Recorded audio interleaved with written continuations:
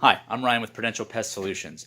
Today we're on a job site and I wanted to show you some areas that we look at to see if there's a rodent infestation and some of the treatment methods that we use or that you could try at your house to get rid of those mice. So let's start. One of the first things, and if you check out our other video, we do an exterior rodent control video, but where common ways that rodents get into a house. And on the outside, this is the air conditioner line that comes in from the outside unit, and it was sealed up on the outside, but you can see there's a gap here on the inside. And what that allows is it potentially allows mice to come in from here and either run along this or run along this sill plate up here. Okay? And when they're running along this sill plate, they can find other chases to get into other parts of the house. So when we're looking at potential entryways for rodents to get in from the inside, that's a very common way. So we're going to be looking at places where like the gas line comes in, the water line comes in, maybe there's a faucet on the outside, something like that. While we're looking up high here, this is very common in basements. But there's a long I-beam that runs across the whole middle of this basement ceiling. And what this does is it allows mice, kind of like a highway, to get from one wall to the other. Because what they don't like to do is they don't like to just go just along the middle of the floor.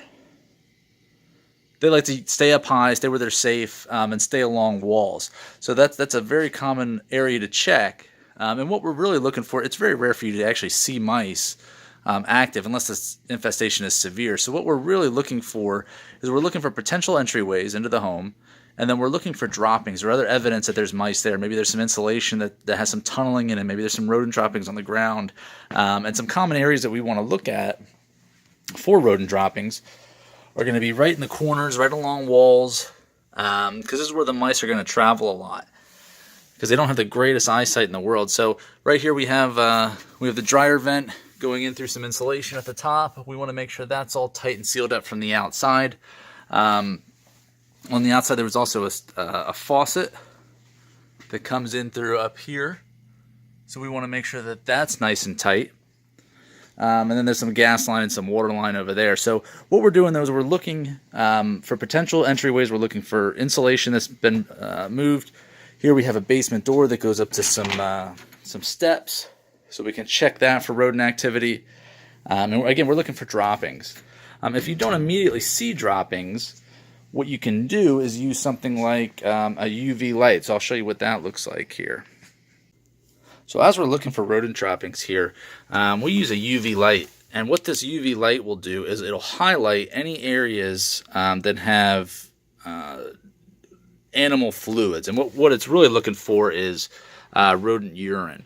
So this is another great tool to use, even if you're not seeing droppings, but just to see if there's a level of contamination. Like, for example, if we look over here, they have like a makeshift pantry, and you want to check the tops of boxes and stuff for droppings, obviously. But if we use this here, this will tell us if there's been, besides droppings, is there food contamination of any kind from the rodent activity. So we're just going to check the tops of cans because they love that, make sure none of the boxes are chewed. But what you really want to be careful of is even if you're not seeing droppings, there still could be some could be some contamination of the food from the rodent urine. So we want to definitely be careful of that. So once we determine that there's activity, what are we going to do about it? Well, let's take a look. So here's some of the common treatment methods here. I'll go through each individual one because I have them just laid out here on this client's floor here. But what I like to use is I like to use a rodenticide bait. Okay, so if I open one of these stations up, you can see this block here. It's speckled, which has grain in there. It's an anticoagulant bait. The mice eat this. They don't die right away because we don't want to kill them inside of the walls. And it takes usually a few days to work through their system depending on how much they've eaten. This station here, you can see, is not locked. Okay, the mice just kind of come in through this way. They eat the food, they leave. All right. And the only difference between this one and the one I like on to the left here, as you can see, this one is kind of flimsy plastic. This one is a harder plastic, and it locks. So it's tamper-proof for kids, pets, that kind of thing, because what we really want to make sure, and anytime you use any kind of rodent bait, is you always want to make sure you read the label and follow the directions exactly as written. But we always want to make sure that kids, pets, people are safe from, and they don't have access to this bait. So this box here, you can see there'd be no way to reach your finger all the way in to actually get to the bait. So it's great for a home that has kids or pets or something like that. But what this is really good for is you can put this locked one especially right here in the corner. And as the mice run along the wall, boom, they go right in, feed, and they can come right back out. They may go around it, but usually they'll just go inside because they like the bait. So that's why I really like to use these bait stations.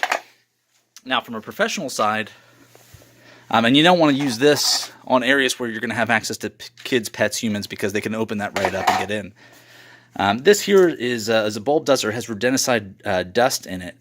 This is great to use, obviously follow the label, but it's great to use in cracks, crevices where we think that their mice are getting in. They get it on themselves, they ingest the rodent bait by when they groom. That's how they ingest it. And these are the two I most commonly see homeowners use. One is obviously your snap trap, and the other one is just a sticky glue board like we'll put in some areas around the house.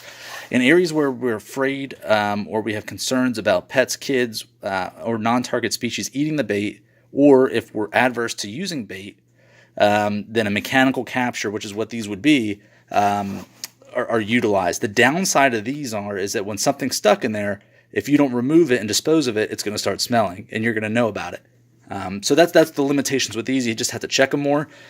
These, not as often. Okay, and the mice are just going to kind of eat that, and it'll take care of it, in a few days. This is more immediate. We can use these in more areas because, obviously you want to make sure you're not going to put them in areas, again, with kids and pets. But there's no poison associated with that. After you completed the rodent treatment, you want to make sure that all the droppings are cleaned up, okay? Because any kind of animal droppings can be hazardous to folks' health from breathing them in or from cleaning it up, and there's a correct way to do that. You don't want to just take a dustpan and broom and just start sweeping up. Commercially, what we use as a professional company is we use an Atrix bug vacuum here, and what's important about this is it has a HEPA filter. Okay, so those particles aren't going to go airborne. What happens is this hose connects right into here, and there's no discharge from it whatsoever. Everything just kind of gets collected here, and then when this is full, we throw it away. But it's the safest way to safely remove those droppings and make sure the air quality endures in the house, especially for us technicians, but more importantly for the homeowners, is as best as it can be. Because those rodent droppings, you don't want to be breathing that in. But also you want to clean up those droppings because you want to see what is new after your treatment. So if there's just droppings upon droppings in these corners here after a treatment, you don't know if you're making any progress or not. So if you clean all those droppings up safely with a vacuum like this, and new droppings appear, then you know you still have an active infestation and you need to continue to do treatments. Most of the time, when clients say they're having mice issues upstairs, that's usually because they're coming from the basement and they're coming up. So let's take a look at the upstairs here and see where common ways that rodents can get in. Again, we're going to be looking right along, we're in the kitchen here, we're going to be looking right along the cabinets and the oven area. And the reason for that is, just like downstairs, we're right underneath the sink here. And this is where, and right next to the dishwasher, and this is where pipes, drains, with the oven we have gas lines, or we have a big electrical wire coming through the wall. So we just want to see if there's gaps or crevices that are allowing mice to come in. So again, we want to check for big gaps, where the hot and cold water come in, where the drain line is. Here's where your dishwasher line and drain come in. We want to check for droppings. We want to check for big gaps. And if there are gaps here, we want to seal all that up. Okay, make sure that's all sealed up. If there's rodent activity up there, you can always put one of those lockable boxes in the back there. Again, where the mice come in, they eat the bait and they go back. Another common way that we want to look at is if we look behind the oven here. So we can see if we look straight down that there's a big 220 line right down here. We want to see where that's coming into the wall, if there's a gap, because usually what they'll do is they'll cut a big hole in this wall here to send this line through, or this gas line where that comes through. And we can actually see that's pretty tight through there. But again, this is just common areas where mice can get up from the basement, which is usually where they're coming from when they're in the upper parts of the house, into the upstairs. Okay, we're out in the garage here, and what we want to look at are the areas here, obviously where the seal on the garage door is, to make sure that's intact and not the mice didn't chew that out. And then we want to do something about this gap right here. Let's see if we can see it a little bit better with the light. But you can see right now I just have a sticky glue board stuck right in between this gap here, between the rails and the wall. And what that's going to do is any mice or any insect, really, anything that tries to come in is going to get caught on that before it actually gets into the house. And we want to do the same thing. This house has 2 garage doors, but we'll just show you both sides here. You could also do some rodent bait inside of a lockbox there. And again, that would just be to any mice that would try to come in through this door if it's wide open like this one is, or if this seal is kind of torn out. Mice tend to, like I said, come in and then just go straight along the wall here and they'll get caught. And it's a good measure just to prevent it from coming in. Other areas you want to check in the garage would be anytime you have piping coming through the wall to make sure this is tight, because if the mice are in the garage, they're going to try to come through. Or here, where they have the wall kind of meets the block here. You just want to check this. You could do some rodent control on the side here, maybe a bait box or some glue boards, something along that line. But this is a lip that goes all the way around. You want to obviously make sure the door seal is good here in the bottom of this door, but we just want to just make sure that the mice can't get anywhere else. Also make sure that you're checking up high. So we have here where the HVAC line goes into the ceiling. Just make sure there's no obvious gaps or holes that you think that mice can get in. So that's it. That's how you do an interior rodent treatment and inspection. Remember, rodent control always starts on the outside, so always make sure that you check on the outside of the house for gaps and crevices where mice can get in, and we have another video for that. If you live in Chester County and have rodent issues, give Prudential Pest Solutions a call, and we'll get you rodent free today.